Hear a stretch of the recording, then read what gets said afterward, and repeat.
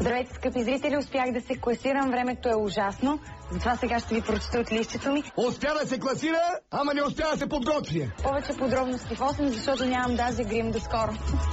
Като се нагримира, сигурно времето ще се оправи. Повече подробности в 8, защото нямам даже грим до скоро. Да видим какво се получава с повечко грим и подходящо осветление. Добро утро от мен. Днес на страната ще бъде предимно облачно. Анчето изглежда така, все едно казва времето в Танзания. Анчето като мулатка изглежда. Продължаваме с синоптичната прогноза и професионализма на Анчето. В районите с надморска височина над 1500 метра сняг.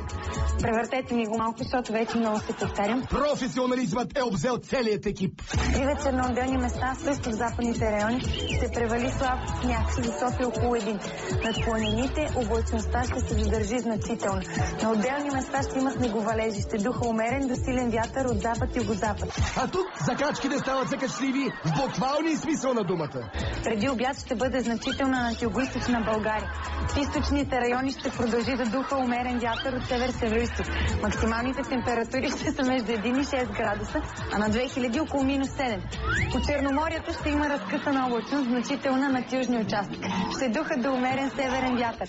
Синоптичната прогноза става още по-реалистична. Вятърът ще бъде слаб до умерен, максималната температура на 1200.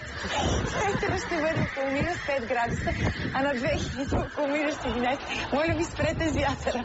И след всичките игрички в студиото, които само пречат да разберем какво наистина ще е времето, преминаваме към едно извинение. Искам да ви се извиня, вчера ви излъгах, не беше дъждовно. Абе, извинявай се, ама питаш ли ме, къде го държах този чадър цял ден? Искам да ви се извиня, вчера ви излъгах, не беше дъждовно. Намесите в синоптичната прогноза стават все по-неконтролируеми. Това отнем вашето слънце, ще се видим след час. Аз мразя цветя. Особено ако прозират така. Аз мразя цветя. Това отнем вашето слънце, ще се видим пак в понеделник. Понеделник, утре. Няма утре, няма понеделник, сега е ред на нашите две слънца. Адреналинките, Жана и Алекс.